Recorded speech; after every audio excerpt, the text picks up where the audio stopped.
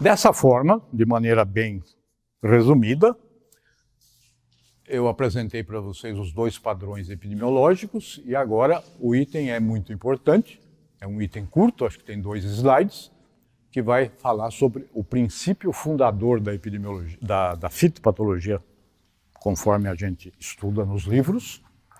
Esse princípio fundador nem sempre está explícito, mas se a gente lê com atenção o texto, ele está normalmente implícito no que está escrito. Então vamos ver o que é esse princípio fundador. Eu vou partir do ciclo que nós já vimos, o ciclo de doenças policíclicas. Nós já vimos também que a disseminação primária, esta daqui para cá, é pouco frequente, porque se eu tenho uma área distante, a maioria dos esporos que vêm pelo vento, por exemplo, eles vão cair, não importa onde, no pasto, no quintal de uma casa, e poucos chegarão num hospedeiro suscetível que eu estou representando aqui como uma nova área de plantio. Então, ela é pouco frequente, enquanto que a disseminação secundária é muito frequente, porque a planta doente aqui, ela está rodeada de planta suscetível. Então, qualquer disseminação, que não seja muito longa distância, cai numa planta suscetível. Em virtude disso, o princípio fundador da epidemiologia, que vocês encontram nos nossos livros, no livro de Viçosa, em livros internacionais, diz isto daqui, ó. A filosofia da fitopatologia tradicional, ou o princípio fundador, 1 e 2. 1. O papel da disseminação primária, esta daqui, é introduzir o patógeno em áreas indenes, em áreas que não têm o patógeno. Então é para isso que serve a disseminação primária. Ela introduz o patógeno numa área que não tinha o patógeno, só. Não causa epidemia. A disseminação primária não causa epidemia porque são poucos os esporos que têm esse sucesso. Tá? O subsequente desenvolvimento da epidemia é governado pela disseminação secundária. É essa que causa a epidemia. Eu estou falando de doenças policíclicas. Então é pouco inóculo primário e é muito inóculo secundário se as condições forem favoráveis. Se elas não forem favoráveis, não tem epidemia naquele ano.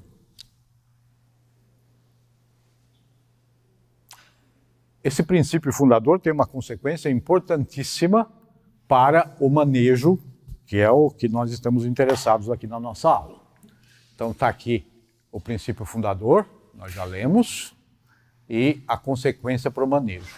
A consequência do princípio fundador para o manejo é esta: medidas de manejo implementadas somente na propriedade considerada são suficientes para controlar a doença. Por que isso? Porque a epidemia se constrói com a infecção secundária, e a infecção secundária se dá na propriedade considerada. Ela não se dá em outro lugar, ela se dá ali.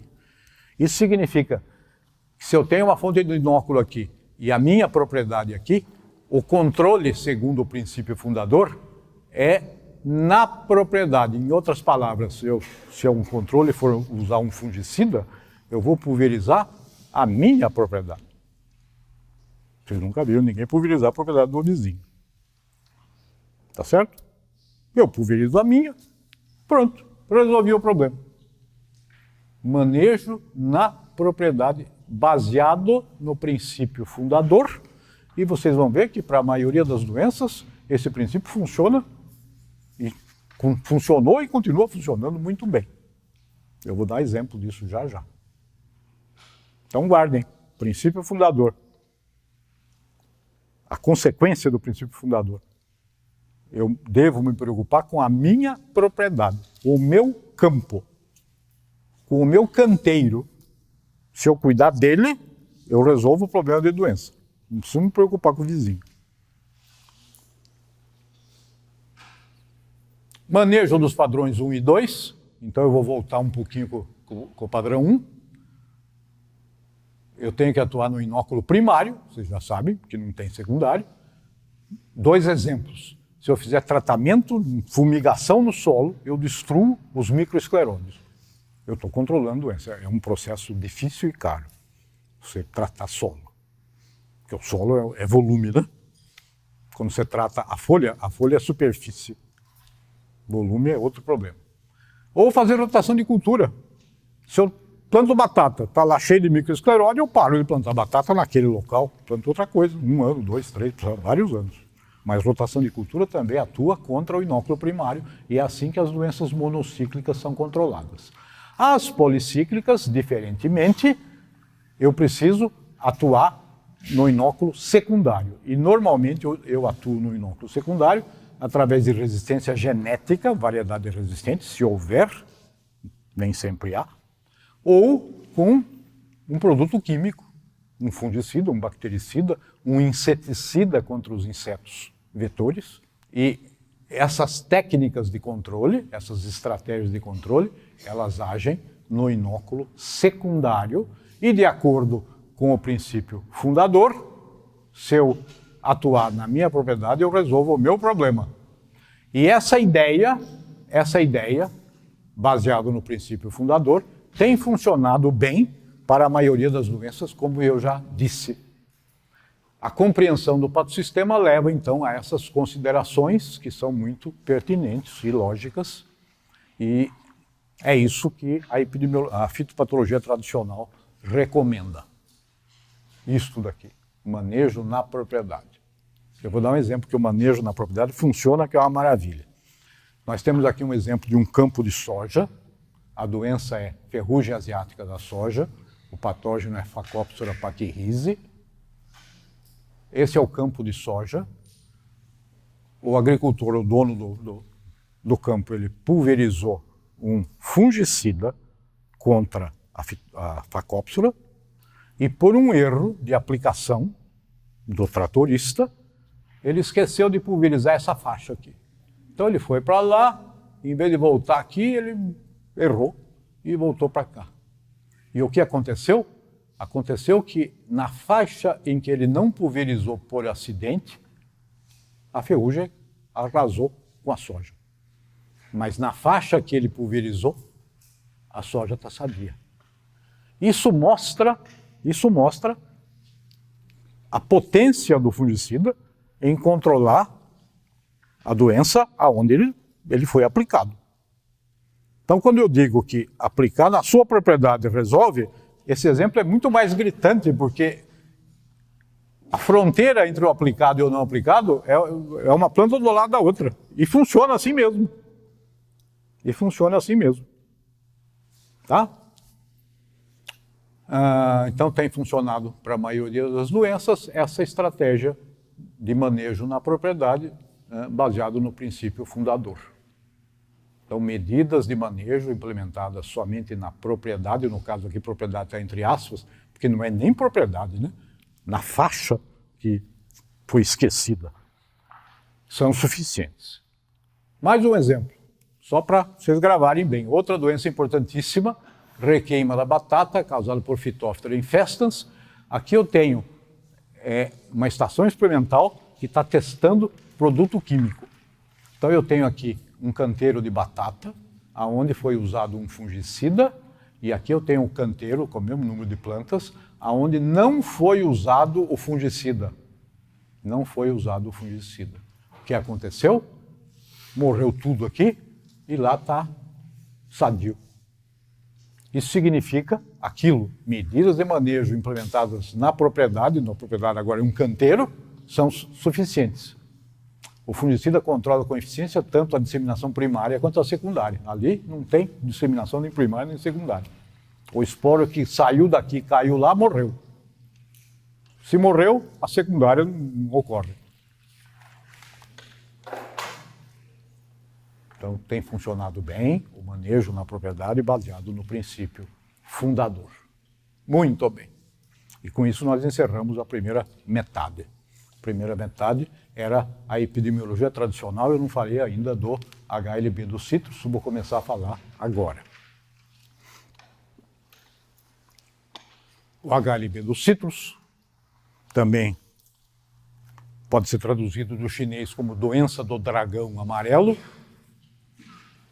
Aqui é uma planta de citros, em grande parte sadia, mas aqui tem o ramo que foi infectado pelo patógeno. Esse ramo infectado, essa é uma doença sistêmica, logo ela vai se translocar para a planta toda, e essa planta vai ficar amarela inteira, ou vai morrer ou vai deixar de produzir. Por que doença do dragão amarelo? Então esse slide aqui, eu acho ele interessante. Vocês estão vendo aí uma planta com o HLB. E se vocês treinarem a visão, vocês vão enxergar um dragão amarelo nessa planta. Essa planta é aqui no Brasil, na região de Araraquara. Tem aqui a planta. Vocês estão vendo o dragão ou não? Esse daqui, ó, é a cabeça do dragão. A orelha do dragão, a boca, o focinho, tá? Depois vem o corpo do dragão aqui. Aqui a pata traseira. A pata traseira aqui é o rabo dele. Se vocês estão duvidando do que eu estou falando, vejam a animação que foi feita. O dragão está aí, viram? Esse dragão parece mais uma lagartixa, mas em todo caso. Então está aí o dragão, a doença do dragão amarelo. Então essa doença ela é muito importante por vários fatores. Ela é causada por uma bactéria chamada Candidatus liberibacter asiáticos. Liberi é de vasos liberianos, de floema, e bacter é de bactéria. Asiáticos porque ela vem da Ásia, da China, provavelmente. Isso daqui é um vaso do floema, de uma planta de citros, e aqui dá para ver os bastonetes da Liberibacter. É uma bactéria em forma de bastonete. Ela tem vetor. Se ela tem vetor, significa que o fato dela estar dentro do floema da planta não faz com que essa doença seja do tipo do verticillium que estava no xilema preso. Essa daqui está no floema, que é interior à planta, mas ela não está presa. Ela não está presa porque ela tem quem a tire de lá e a leve para outro lugar. Então, basicamente, isso aqui é uma doença que eu vou colocar provisoriamente aqui no nosso padrão 2. Tá certo? É uma doença que tem ciclo secundário, que tem vetor que tira a bactéria do floema e leva para outra planta. O vetor é esse inseto aqui, chama Diaphorina citri, é do grupo dos psilídeos. Ele é muito pequenininho, dá para ver a olho nu, mas é bem pequenininho. E tipicamente ele para nesse ângulo de 45 graus com relação à superfície onde ele está pousado. A doença é sistêmica. Isso significa que um psilídeo que inocule a bactéria num ramo da planta vai ocasionar a morte dessa planta. Compare uma doença sistêmica com uma ferrugem da soja, por exemplo, que um esporo causa uma lesão na folha, só. A lesão não sai daquele espaço. Aqui não. Aqui um psilídeo infecta a planta, potencialmente pode tomar toda a planta pela sistemicidade da doença. Uma foto ampliada dos bastonetes no floema. Isso daqui é microscopia eletrônica, aqui é de varredura, aqui é de transmissão, onde vocês veem a parede celular da bactéria. E algumas imagens do vetor, a diaforina, está aqui a diaforina, está aqui a diaforina, se alimentando em brotação nova, que é onde ela gosta de se alimentar, está aqui. As ninfas, os estádios ninfais da diaforina, ovos, ninfas ampliadas. Muito bem. Que importância tem essa doença? Ela é muito importante porque ela foi detectada, identificada na região de Araraquara em 2004. Depois, em 2008, eles começaram a fazer levantamentos. Em 2008, nós tínhamos 1 milhão de plantas sintomáticas no estado de São Paulo. Em 2009, isso passou para 1.700.000. Em 2010, para 3.700.000. Em 2011, para 7.600 160 plantas com sintoma. Em 2012 pulou para 14 milhões de plantas. Aí eles pararam de fazer levantamento, porque a coisa estava indo para o buraco, né? Em 2017 eles fizeram o último levantamento, onde eles encontraram 16% de plantas infectadas, o que corresponde a 33,5 milhões de plantas sintomáticas.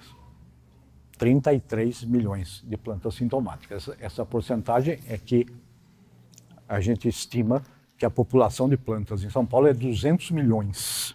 200 milhões. Então, 16% equivale a 33 milhões de plantas sintomáticas. Isso significa planta sintomática agora, fora o que já morreu nos anos anteriores. Sintomáticas agora. Essa situação pode parecer periclitante, mas para vocês terem uma ideia, tem gente muito pior que nós. Na Flórida, por exemplo, que foi o nosso maior concorrente para suco de laranja, a doença apareceu 1 ano depois de nós. Foi identificada 1 ano depois do que ela foi identificada aqui. 2005 lá, 2004 aqui. Antes do HLB, eles produziam, em média, 250 milhões de caixas de laranja. A produção prevista para 2017 e 2018, segundo o Departamento de Agricultura dos Estados Unidos, publicado no mês passado, é de 54 milhões de caixas. De 250 para 54. Uma redução de 78% na produção em 12 anos. E tendência de cair. Em outras palavras, a cultura dos citros, que dá a placa dos carros da Flórida, isso aqui é uma laranja, toda a placa de carro tem uma laranja, que é o símbolo do estado, essa cultura está desaparecendo, porque eles têm, mais ou menos, em 2017, 80% das plantas infectadas. Nós temos 16, eles têm 80. A nossa produção prevista para 17 e 18 é 374 milhões de caixas. E a produção é estável, apesar do crescimento da doença. Por que está estável? Que segredo é esse? O segredo é que a doença ela não perdoa, ela tira do mercado os pequenos produtores. E no lugar dos pequenos produtores, os grandes produtores plantam no lugar. E os grandes produtores têm uma chance de controlar a doença muito maior que o pequeno, como nós vamos ver daqui a pouco. Então, a produção está mais ou menos estável, apesar da saída de milhares de pequenos produtores do mercado, estão plantando outra coisa, arrendando para cana, a maior parte, mas as grandes indústrias e os grandes produtores estão ocupando o lugar. Nós voltaremos a isso breve. Então, o HLB é a mais séria doença dos citros, nós estamos colocando ele aqui no padrão 2 provisoriamente, e o produtor, principalmente o pequeno produtor, ele fica realmente indignado com a situação e perguntam para nós quando que nós, pesquisadores, vamos apresentar a solução para essa tragédia do Huang Longbing. E desde 2013, veja, a catástrofe é maior ainda, hein? Desde 2013 a gente responde assim, a solução nós já encontramos, mas vocês não conseguem implementá-la. Vocês, principalmente, são os pequenos produtores. Por que o Brasil consegue controlar a doença e os Estados Unidos não? Nós não conseguimos controlar a doença, né? A doença está crescendo. Como? Controla de forma mais eficiente. Mais por fim, se eu não tocar nesse assunto, você pergunta de novo. Tá? Então nós temos a solução e vocês não conseguem implementar. Aliás, nenhum país do mundo conseguiu implementar. Nós somos os melhores até hoje. Nenhum país do mundo. E a pergunta é, que raio de solução é essa que ninguém consegue implementar? Que solução é essa? Bom, é a solução que nós encontramos. Essa é a solução. O objetivo da aula é esse, é mostrar para vocês essa solução. Não é uma solução fácil, não é a solução que o agricultor quer. mas é a solução que existe e que ajuda o grande produtor. Não é porque nós queremos trabalhar para o grande produtor, porque é o grande produtor, vocês vão ver por que a coisa funciona razoavelmente bem. Então nós já examinamos o HLB dos citros e vamos agora definir para vocês o terceiro padrão epidemiológico. Nós tínhamos dois, que vinha do Van der Planck. O padrão 1, doenças monocíclicas, e o padrão 2, doenças policíclicas. Eu vou definir um terceiro para essa doença, que nós colocamos provisoriamente no grupo 2, no padrão 2. Eu vou tirar ela do padrão 2 e vou criar um padrão 3 para ela. E vocês vão ver por quê. E para fazer isso, eu vou ter que fazer uma coisa extremamente drástica. Eu vou negar o princípio fundador da fitopatologia. Eu vou falar que esse princípio fundador, ele funciona para a maioria das doenças, mas não para este tipo de doença. É isso que nós vamos ver. Recordação. Então, esse slide vocês já conhecem. É só uma recordação do princípio fundador. O papel da disseminação primária é introduzir o patógeno em áreas indenes e o subsequente desenvolvimento da epidemia é governado pela disseminação secundária. Consequência disso é que se eu tomar medidas de controle, de manejo dentro da minha propriedade, eu resolvo o meu problema e nós vimos que isso funciona bem para a maioria das doenças. Mas não vai funcionar para essa doença e é isso que nós vamos discutir. Negar o princípio fundador é negar a filosofia da fitopatologia tradicional para algumas doenças. Então, veja, eu não estou negando o princípio da fitopatologia. Eu estou negando para esta doença e para as doenças afins que nós trataremos no final da aula. Eu vou tirar o HLB do padrão 2, que ele estava provisoriamente, e vou definir o padrão 3. E o padrão 3 eu vou chamar de doença policíclica, que é uma doença policíclica, com disseminação primária contínua, e o esquema que vocês já conhecem, ele foi modificado com essas setas maiores, aqui 3 setas em vez de uma só, dizendo que a infecção primária ela ocorre continuamente. Aliado a essa disseminação primária contínua, nós temos as características que tornam o grupo 3, o padrão 3, explosivos. As características são, primeiro, a disseminação primária contínua, a presença de um vetor, é o segundo, e a infecção sistêmica é o terceiro.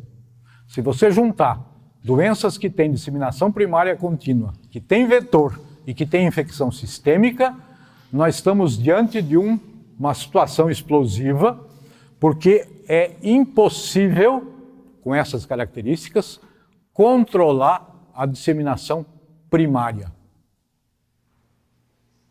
Quem pode me explicar por que é impossível controlar a disseminação primária num caso desse? Num caso desse é com vetor e com infecção sistêmica.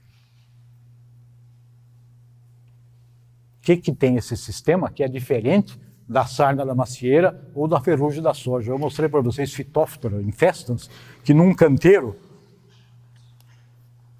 tratado não tinha doença, apesar do canteiro vizinho estar dizimado. Isso significa que a disseminação primária foi controlada e a secundária não ocorreu porque não houve primária. Aqui não se controla a primária. Por quê? Sempre vai chegar vetor com... Sempre vai chegar vetor com a bactéria. E por que não mata o vetor? O inseticida.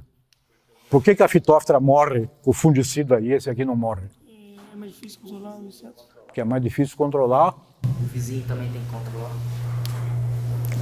Mas esse é o ponto, né? O vizinho também tem que controlar. Mas esse é o ponto. Porque o plantador de batata, se ele aplicar o fungicida na área dele, o vizinho que se dane. O vizinho que se dane. A pergunta é por quê? Então, voltando, o que você falou? É mais difícil. Por que é mais difícil? Porque a quantidade de coisas que ele tem que ingerir é é maior e também porque ele se alimenta de fluidos da planta, né? Não é da superfície da planta. Tá mais ou menos. O que impossibilita o controle do inseto é que o inseto que vem de fora, infecção primária, vem de fora. Então ele vem de um pomar altamente contaminado, ele já vem com a bactéria, tá? Essa infecção primária, ele já vem com a bactéria. Pousa na planta, a planta está com inseticida. Pousa na planta, vai se alimentar. Enfia o estilete dentro da planta. Adquire o fungicida, quem sabe? Porque tem fungicida, o inseticida sistêmico ou não sistêmico, ele ingere também. Só que é instantâneo. Ele ingeriu, morreu? Não.